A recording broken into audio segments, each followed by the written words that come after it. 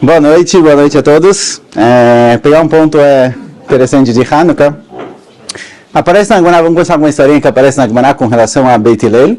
A Gemara conta que certa vez algumas pessoas vieram se converter com Hillel. Vieram perguntar para ele, olha, a gente queria se converter para o judaísmo, conhecer e tal. Eles vieram para Hillel e Shammai, na hora que eles vieram, mandou eles embora, Hillel aceitou eles. E a Gemara conta a história de cada um. O primeiro deles veio para Shammai e falou o seguinte, olha, eu quero me converter, mas eu tenho uma condição.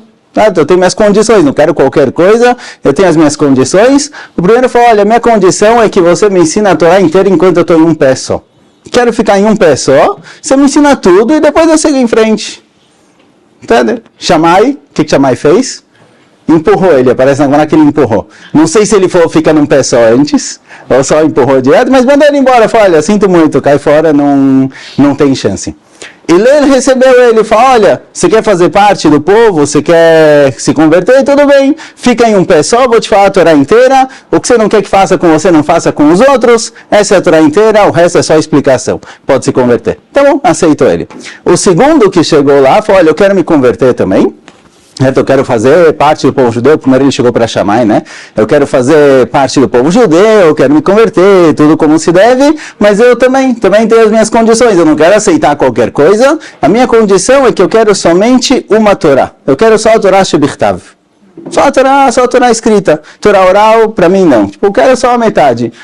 Hillel mandou ele embora, ele foi para Shammai, Shammai mandou ele embora, Hillel chamou ele e falou, tudo bem, você quer uma Torá só? Vou te ensinar, só a Torá escrita, tá ótimo. Chegou o primeiro dia, você quer a Torá escrita, vamos começar do começo, vamos te ensinar o alfabeto, ensinou Aleph, Bet, Gimel, Dalet, ensinou o alfabeto inteiro para ele no primeiro dia, chegou o segundo dia, ele ensinou tudo, só que ao contrário.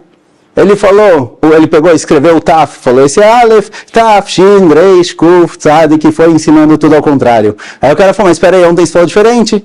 Sou um bom aluno, prestei atenção, fiz Hazará depois, ontem você falou justamente o contrário. E aí ele falou para ele, olha, você confia em mim na leitura da Torá escrita, confia em mim também na interpretação. A Torá escrita é o que está escrito, a Torá oral é a interpretação da Torá escrita. Então, você quer receber a Torá escrita? Ótimo, mas pega também a Torá oral, que é a interpretação, aceita os dois. E ele realmente aceitou. Tem mais uma terceira história, mas não veio ao caso.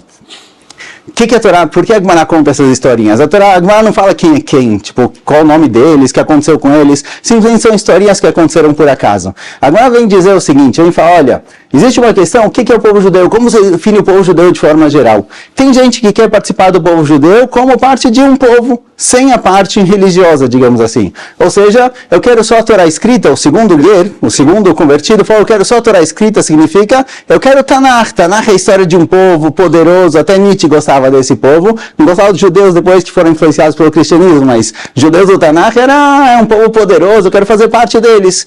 Torá oral, que são as alachot, o que pode, o que não pode, essa parte religiosa eu não quero, eu quero fazer parte do povo. O segundo falou o contrário, o segundo falou, o primeiro na verdade contei nessa hora, mas o segundo guerreiro, o outro que falou que era a Torá inteira em um pé só, significa o seguinte, o que é um pé só? Regel em hebraico pode ser traduzido como perna, mas a gente tem Shloshet Regalim. Os 3 Hagim são chamados de Shloshet Regalim.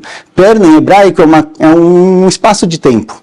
Certo? Não necessariamente a palavra regel pode significar perna, pode significar espaço de tempo. Esse outro falou, eu quero a Torá inteira, mas eu quero cumprir a Torá inteira de uma vez só. Uma vida só, eu quero cumprir tudo, eu não quero ficar voltando e outra vida e reencarnação, etc. De uma vez só, em uma vida só, eu quero cumprir tudo do começo até o fim. Shammai falou, olha, sinto muito, não dá. Tem mitzvot para homens, mitzvot para mulheres, Kohanim, Levim, Israelim, tem mitzvot diferentes, não vai cumprir tudo de uma vez só.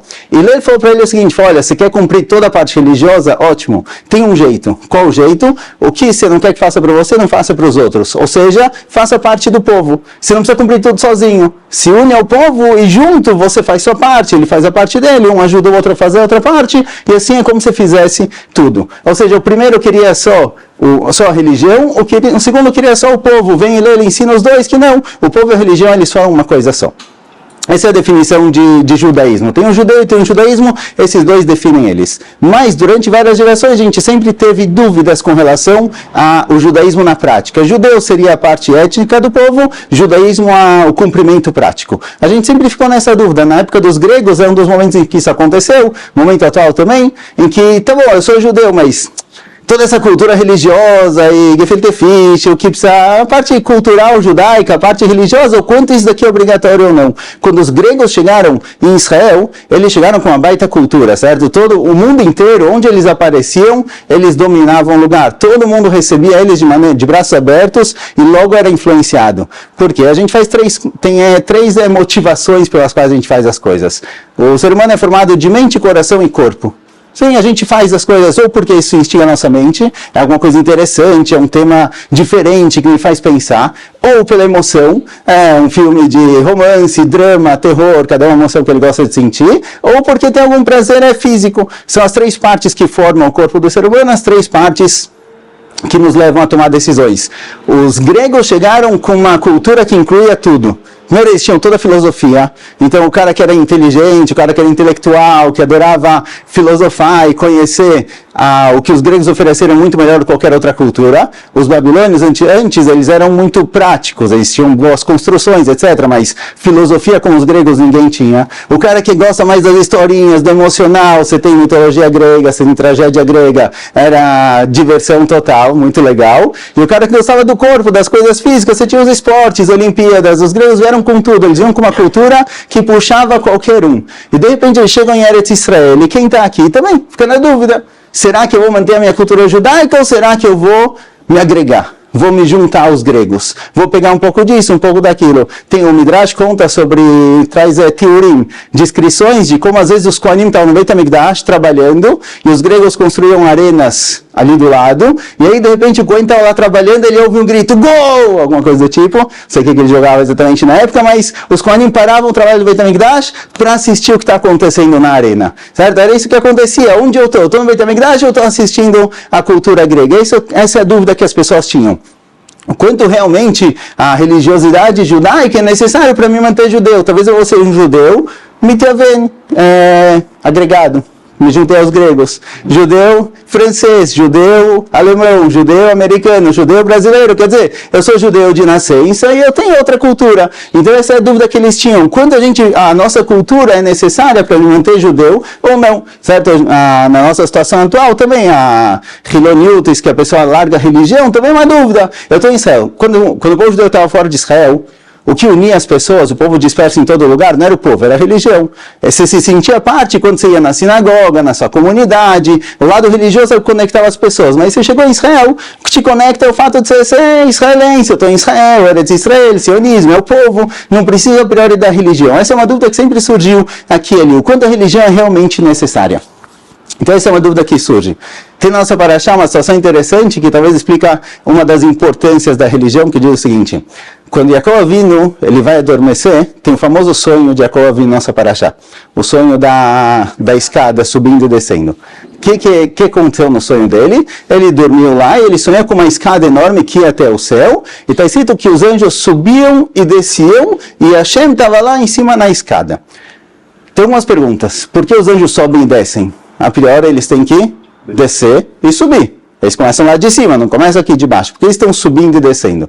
No outro Midrash fala que eles subiam, eles viam a imagem de Yaakov Avinu lá em cima, desciam, viam Yaakov Avinu aqui embaixo e ficavam nervosos, não gostavam muito da história. Ele está lá em cima ou ele está aqui embaixo? Assim aparece no Midrash. Eles viam a imagem de Yaakov Avinu lá em cima, viam ele aqui embaixo, ficavam bravos com ele, queriam matar Yaakov Avinu, e Hashem estava lá em cima protegendo, não deixando os anjos tocarem nele. O que está acontecendo no Midrash? Então tem uma explicação do Bashando que diz o seguinte: o que é essa imagem de Yaakov Avinu embaixo e em cima? Yaakov Avinu embaixo é Yaakov Avinu físico. É ele mesmo. Yaakov Avinu lá em cima é a Neshama de Yaakov Avinu porque ele foi criado. Os anjos viam Yaakov Avinu aqui embaixo, parece alguém normal. Subiam lá em cima e viam que o que está aqui embaixo é exatamente o que está lá em cima. Ou seja, ele vive da maneira perfeita. Não tem nenhum erro, não tem nenhum defeito, não tem nada faltando. Então eles desciam, viam ele, subiam, desciam para ter certeza que é exatamente a mesma pessoa. Falavam, como pode ser? E eles ficavam bravos. Como pode ser que um ser humano chegou nessa situação? Então, Kadosh Baruch Hu tinha que proteger Yaakov Avinu. O que isso causou? No que isso ajudou? A imagem de Yaakov Avinu, que aparece nesse Midrash, aparece na continuação também, na história de Yosef. Por que Yosef, quando ele estava na casa de Potifar com a esposa, por que ele parou no meio do caminho? Porque ele desistiu. Então aparece no Midrash que ele viu a imagem do pai dele na janela. Ele viu a imagem do pai dele na janela. E a imagem do pai dele que ele viu na janela fez ele pensar, olha, ou tudo ou nada agora. Se eu continuar nesse caminho que eu estou agora, se eu abandonar um pouquinho, não vou abandonar muita coisa, não estou abandonando tudo, mas é só um pouquinho, acabou, eu estou fora. Ou eu sigo meu pai até o fim, ou nada. Eu vi uma historinha bonitinha, conta o seguinte, certa vez, um garoto de 16, 17 anos comprou um terno, ele tinha cerimônia de fim de escola, alguma coisa do tipo, ele comprou um terno e quando o terno chegou, ele viu que a calça estava um pouco comprida. Precisava fazer a bainha, só que ele não sabia fazer isso. Então ele chegou para a mãe dele e falou, olha, você pode me ajudar? Preciso diminuir 2 dedos, uma bainha curtinha e tal. A mãe dele falou, olha, sinto muito, eu estou super ocupado, agora não tenho tempo, tenho um monte de coisa para fazer, me pede depois a gente conversa. Tá bom, ela não pode, chegou para a irmã, foi para a irmã mais velha, falou, olha, você tem uns minutinhos só para fazer a bainha da calça, eu preciso amanhã, eu tenho cerimônia e tal. A irmã falou, olha, estou na faculdade, tenho trabalho para fazer, coisa para entregar, agora não consigo, fecha a porta, sai do quarto, fecha a porta. Fui para a irmã menor, falei, olha, será que você tem um tempinho, uns minutinhos, tal? A irmã menor falou, não, vou sair com as minhas amigas, não posso agora, não me enche, tchau, se vira sozinho. Era no Brasil, então ele chegou para Maria depois, falou, olha, você pode talvez me ajudar a fazer a bainha da calça? Ela falou, sinto muito, tenho que arrumar toda a casa, não consigo. Bom, ele voltou para o quarto, colocou o terno no armário, pensou, tá bom, vou usar um pouquinho maior, amanhã eu dobro um pouquinho, eu dou um jeito. Ele foi dormir. À noite, depois que a mãe acabou tudo, pensou, meu filho é tão bonzinho, ele sempre me ajuda, o que eu peço, tal, deixa lá, foi lá, pegou o terno, tirou do armário, fez a bainha, diminuiu 2 dedos. A irmã mais velha também, quando ela acabou os trabalhos, só para a prova, ela falou, deixa eu ajudar meu irmão, agora tem um tempinho, vou lá, foi diminuiu 2 dedos. A irmã menor, quando voltou do encontro com as amigas, pensou, ele já pediu, ele precisa disso para amanhã, vou diminuir 2 dedos. A Maria também, quando acabou tudo, acordou no dia seguinte de manhã, mais cedo, falou, deixa eu ajudar. Foi lá e diminuiu também mais 2 dedos. Quando ele foi vestir a calça, já estava no joelho, certo? A cultura geral funciona dessa forma. Cada geração em geração vai diminuindo 2 dedos. Cada vez tem uma coisinha a mais que isso não é tão importante, isso já não precisa, isso já não serve. Quando você vai diminuindo um pouquinho, quando você vai cortando um pouquinho aqui, um pouquinho lá, as coisas somem. E Yosef também não era tudo, não é que ele está agora abandonando tudo. Era uma coisinha, era um caso, talvez é um caso mais grave, mas era uma coisinha. Mas ele entendeu, olha, ou tudo ou nada, não dá. Não dá para eu fazer tudo menos isso daqui eu não faço. Na hora que você deixa um buraquinho, você vai deixando um buraquinho aqui, um buraquinho lá, as coisas vão se expandindo, vira um buraco negro que vai absorvendo todo o resto. É isso que Yosef entendeu naquele momento. Jacob Avinu, meu pai, era perfeito, era tudo. Não vou abrir mão das coisas. Então, quando surgem os gregos e eles vêm para Israel, pode ser que o cara estava no Beit HaMikdash assistindo o que acontece na arena. Talvez ele continuasse no caminho, mas os filhos, a próxima geração já vai diminuir mais um pouquinho, mais um pouquinho, mais um pouquinho. A grande questão da religiosidade, obviamente tem o lado de cumprir mitzvot, isso aqui é óbvio. Mas o lado da religiosidade judaica não é só que eu cumpro o que eu não cumpro. Isso daqui é o que vai passar para a próxima geração. Se você fala, olha, ser judeu é nascer judeu, a próxima geração já vai perder o valor, já não vai realmente reconhecer isso. Eu vi alguém falando uma vez que ele falou que a mãe cumpria tudo e fazia tudo com super boa vontade, e ele, por causa disso, embora ele não cumprisse a religião, ele casou com uma judia, mas ele falou, para os meus filhos eu não tenho que passar. Minha mãe vivia tudo no coração, ela passou para mim, mas para mim está só na cabeça, da cabeça não dá para passar para os outros. Então, quando você vive tudo, você passa isso para frente, funciona. Mas quando você vai deixando buraquinhos aqui, buraquinhos lá, isso daqui acaba se perdendo. Essa era a discussão que eles tiveram com os gregos naquele momento. Os gregos eram com uma cultura bonita, realmente, tinha muita coisa interessante lá. Mas na hora que você pegasse um pouquinho, daqui para frente as coisas iam mudando. Você pegou um pouquinho aqui, um pouquinho lá, a próxima geração já foi aumentando, no fim, acabou, não sobrou nada. Esse é o ponto da guerra com os gregos. O quanto a gente vai começar, ou quanto vai falar, olha, sinto muito, isso daqui não é para mim, isso daqui não é judaico, para mim está fora. Essa questão que na primeira geração é uma questão importante, isso daqui vai dar diferença nas 2 gerações seguintes. Aparece na Mishnah Masechet Avot. Agora a pergunta, qual a diferença entre os alunos de Bilam e de Avraham Avinu? Qual a diferença entre os dois? E ela faz uma lista. Qual a diferença entre os dois? Alguns comentaristas perguntam, peraí, pergunta qual a diferença entre Avraham e Bilam? Porque os alunos, Porque Avraham e Bilam pode ser que eles eram muito parecidos na vontade, no que eles faziam. Mas nos alunos, nas próximas gerações, você vai realmente vendo a diferença para onde isso segue. As pessoas que estavam naquela época, nessa dúvida, olha, o quanto eu vou cumprir da religião, quanto não, talvez naquela religião, naquele momento, naquela geração, você podia ter alguém que fazia mais ou menos. Mas a próxima geração, ou vai tudo, ou vai diminuindo aos pouquinhos até não sobrar nada. Essa era a questão que eles tinham com os gregos, essa festa que a gente tem agora, não, talvez já falaram algumas vezes, mas essa festa é uma festa que ninguém queria matar os judeus naquele momento, não tinha uma guerra física. Os Hashmonaim tiveram que guerrear para se proteger, mas não era uma guerra física, era uma guerra cultura. O que vocês vão fazer daqui para frente? Aonde vai seguir o povo judeu? Será que o povo judeu vai continuar como povo com outra cultura ou não? O povo judeu vai deixar de existir. Essa era a dúvida que eles tinham. Na hora que eles entenderam isso, os Hashmonaim entenderam isso, eles foram pro tudo ou nada. Eles eram um grupo pequeno, não sabiam que iam ganhar. A gente conhece toda a história, sabe que eles venceram, tá? Mas quando eles saíram para a guerra, eles achavam que talvez iam morrer naquele momento, mas eles não estavam dispostos a leite pacheira, abrir mão, ceder, chegar no meio termo. Muitas vezes na nossa vida, realmente, a gente tem situações em que você consegue fazer as coisas mais ou menos, mas tem momentos em que, olha, você tem que decidir para onde você vai. Você tem que escolher qual é o seu caminho. Os Hashmonaim, naquele momento, decidiram qual é o caminho deles. O nosso caminho é esse. Vai ganhar, ganhamos, não ganhar, a gente vai morrer aqui. Mas essa foi a decisão. A gente vai pro tudo ou nada. Tem momentos da vida em que essa tem que ser a decisão. Eu estou aqui ou eu estou lá? Não tem meio do caminho, não dá um pouco aqui, um pouco lá, um pouquinho de cada um. O Rav Tzvida falava, quando a pessoa faz também isso, também aquilo, não é gam vegam, é gim gum. É uma pessoa que está megam gem, é uma pessoa que está gaguejando, certo? Não é um pouco de cada. Essa decisão, essa foi a guerra que eles tiveram, porque esse daqui era o ponto de batalha. Muito obrigado por virem, boa noite a todos. Até mais.